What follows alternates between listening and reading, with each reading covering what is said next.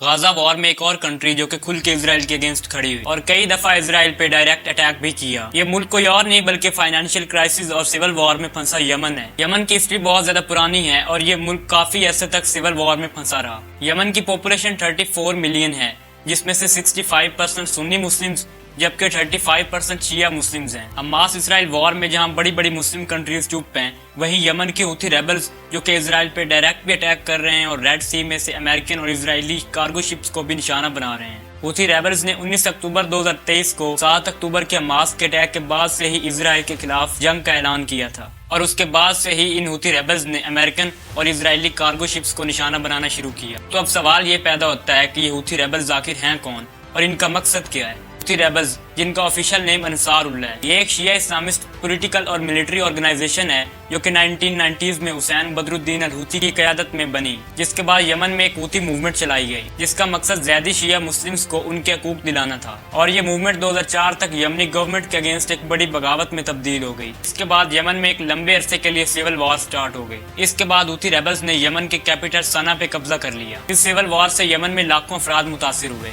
اور یمن میں ایک سیاسی اور انسانی بحران پیدا ہو گیا۔ ہوتی ریبلز کا مقصد یمن کے زیادی شیعہ مسلمز کے حقوق کا تحفظ کرنا اور ان کے سیاسی اثر و رسوخ کو بڑھانا ہے۔ ہوتی یمن کی گورنمنٹ کے ساتھ ساتھ سعودی عربیہ کے بھی بہت بڑے دشمن ہیں، کیونکہ سعودی عربیہ یمن کی گورنمنٹ کو سپورٹ کرتا ہے، اور سعودی عربیہ نے 2015 میں یمن میں ہوتی ریبلز کے اگینسٹ فوجی کارروائیاں بھی کی، جس کے بعد ہوتی ریبلز نے سعودی عربیہ پہ کئی دفعہ ڈائریکٹ میزائل اٹیک بھی کیا۔ وہیں مڈل ایسٹ میں ایران، جو کہ ہوتی ریبلز کا سب سے بڑا حمایتی ہے، بہت ساری انٹرنیشنل رپورٹس کے مطابق یمن کی گورنمنٹ کے اگینسٹ اس ہوتی موومنٹ میں ایران نے ہوتی ریبلز کو اسلحہ، معاونت اور تربیت فراہم کی۔ اس کے بعد سے سعودی عربیہ اور ایران کے تعلقات بھی بگڑ گئے۔ ہوتی ریبلز یمن کی گورنمنٹ کو الیگل سمجھتے ہیں اور اسے ختم کرنا چاہتے ہیں۔ ہوتیز کا مقصد یمن میں اپنی سیاسی اور عسکری طاقت کو مضبوط کرنا اور یمن میں اپنی گورنمنٹ بنانا ہے۔